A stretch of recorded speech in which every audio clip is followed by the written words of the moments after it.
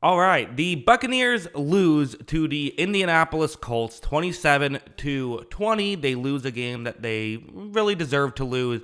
Give credit to the Colts who, kind of quietly are having a good year now with a 6-5 record, but it's a frustrating loss. I mean, that's just kind of the main takeaway I have. It's a frustrating loss and a frustrating season, and this is back-to-back frustrating seasons for Tampa Bay. I kind of was almost excited going into this year of like, well, there's no expectations, and if we went 4-7, if you told me that entering the year, I think I would have said, yeah, that feels about right to start the season. Sure, 4-7, yeah, okay, that's not crazy. I think it's more just how it's happened and how it's very similar to the old Buccaneers of they're not just losing, they're finding the most frustrating ways to lose. This was a frustrating loss. Obviously, the Texans one stinks. The Bills game stinks. The Falcons game stinks. All these losses, some of them were just they got blown out, like against Philadelphia or against San Francisco. That game was close for a second. But a lot of these are just, losing games we should lose, but in really frustrating ways. As, when we made it a 3-point game there in the fourth quarter, I thought that the Buccaneers were going to come back and make it happen. I really did. And you even think about, that Baker Mayfield injury on the first drive at the 1-yard line. How did that affect things? Maybe it didn't, but that could have things could have gone differently. But the main frustrations, it just at the end of the day, you look at this Tampa Bay team. They're a defensive team with a bad defense, and it's a bad defense at this point. It's not a good defense. The analytics, the stats, it's not a good defense. It's just not.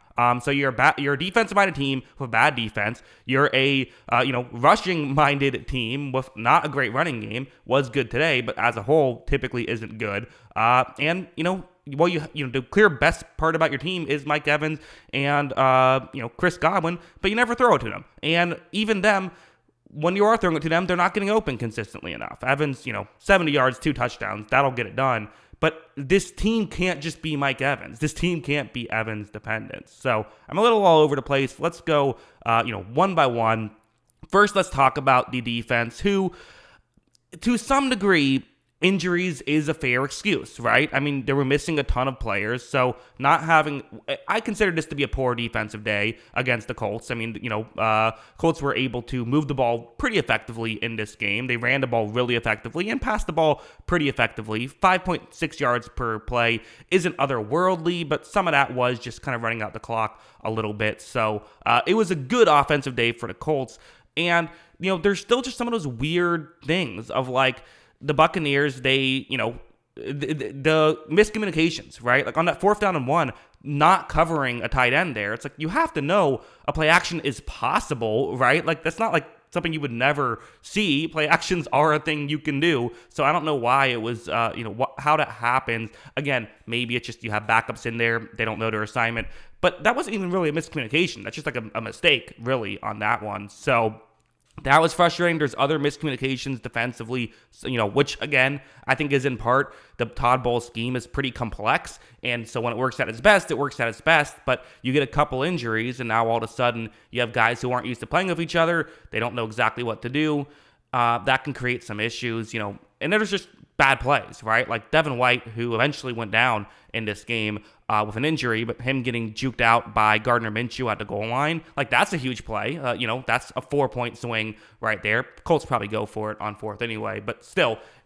So maybe it's a 7-point swing, like who knows? Like you got to make that play either way. And then it's just, they don't have cornerback depth. They're kind of a great example in why it's so important to have cornerback depth. As Carlton Davis wasn't really giving up anything in this game, but it doesn't matter because they could just throw the other way. That's how you were able to kind of get guys at times just wide open with no one even near them in this game. And I thought that, the Colts really, they beat themselves sometimes. This could have been even a bigger offensive performance for them, even though I still thought that they played pretty well here. As for the offense for Tampa Bay, listen, I think this is kind of a great example of like, this is the offense you've been trying to run all year. Like, this is what you've been trying to do, and it happened this time, right? You ran the ball effectively. Rashad White made something out of nothing for, like, a big explosive play that I believe that was their field goal drive in the fourth quarter, not their touchdown. It might have been their touchdown. Either way, it led to points in the fourth quarter. Like, Rachaad White had a good game.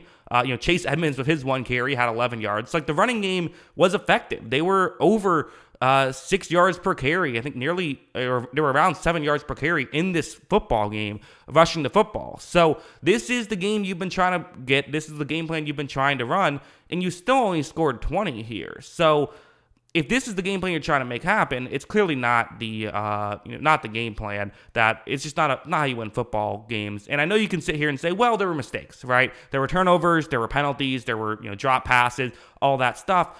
But when your ideal way to win a football game, and when your ideal drive is, let's run a 12-play drive, like, you're going to have a mistake through there. You're not going to run 12 clean plays in a row. You're just not. You're going to have a mistake in there. And so, of course, yeah, there's going to be, a hold. You're going to have to overcome that. Or you're going to have 6-play drives for touchdowns, which they don't do very often. So, like, it's a fundamental philosophy, team building philosophy failure, for one. It's also, listen, Baker Mayfield's fun.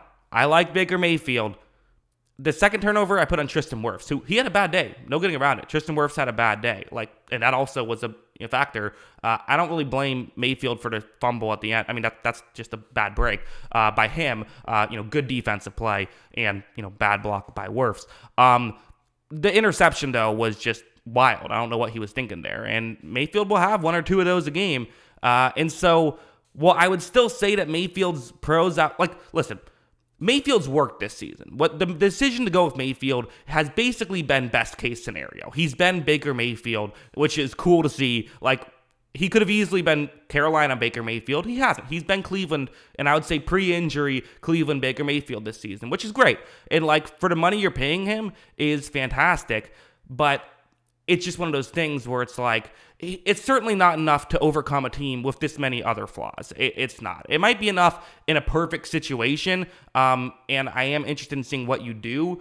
But as of right now, to be honest, I think you might just need a complete reset. I don't know why we're keeping Todd Bowles here, because at a certain point, you're going to develop losing cultures. This is how losing cultures get developed, is you stick with bad coaches and then they think losing is okay. At a certain point, you have to move on before the losing culture is developed. I don't think you have to do it now. They're not going to do it now. I don't think you have to do it now. But at a certain point, you have to move on. Listen, this is a bad football team. There's no getting around it. This is a bad football team. They could make the playoffs because the division is terrible, but the Giants have as many wins as the Buccaneers do right now. We talk about those as they're completely different calibers of teams, but they're not. The Giants have as many wins as the Buccaneers. They have 1 more loss. That's the difference right now. It's just the only reason that the Buccaneers could still make the playoffs, which, hey, I'm still going to root for them, right? The only reason why there's even a chance is because of how bad the division is. They're a game out, weirdly. It doesn't make any sense. How are they a game out in this spot? Well, because the division stinks. But, it's frustrating, and there's just so many flaws with this roster. There's things to like. Mike Evans is awesome. Mike Evans is the best. That's what we're kind of, cheering for right now. I believe he's only a couple hundred yards away from 1,000, yards in the season, so we can root for that. And again, it's one of those things where it's the positive side of me does sit here and say, you look at the schedule, it is possible to still make the playoffs because you play Carolina and Atlanta. So Carolina, you're going to be favored in that game. Atlanta, you're probably, I don't know if you are, it's probably going to be a close spread either way. That's going to be a competitive game. It could go either way. And if you can pull that one off, you can win both of those, you're back to 6-7, and you'd probably be tied for the division lead at that point. You then play Green Bay and Jacksonville, which, again, that could be 2 losses. You'll be underdogs in both those games unless you look way better, the next 2 weeks, because Green Bay's all of a sudden picked it up. So even in that scenario, you're probably now having 9 losses. But you play the Saints and the Panthers. If you can win both of those, it's 8-9. But again, think about what I'm saying. It's you have 4 games against divisional rivals that you pretty much have to go 4-0 in. I just don't know if I don't see it happen. I wouldn't bet money on it. Let's put it that way. And it might be for the best for this team for it to not happen. But I'm going to root for it to happen. We'll see how it goes. Those are my thoughts on this game. What do you think? Let me know in the comments below. What were your thoughts on the Buccaneers and a disappointing blow? I'm at the point now where I think kind of probably time to blow it up. But yeah, that's what I think. What do you think? Let me know in the comments below. Always love hearing from you. And of course, as always, thanks for watching.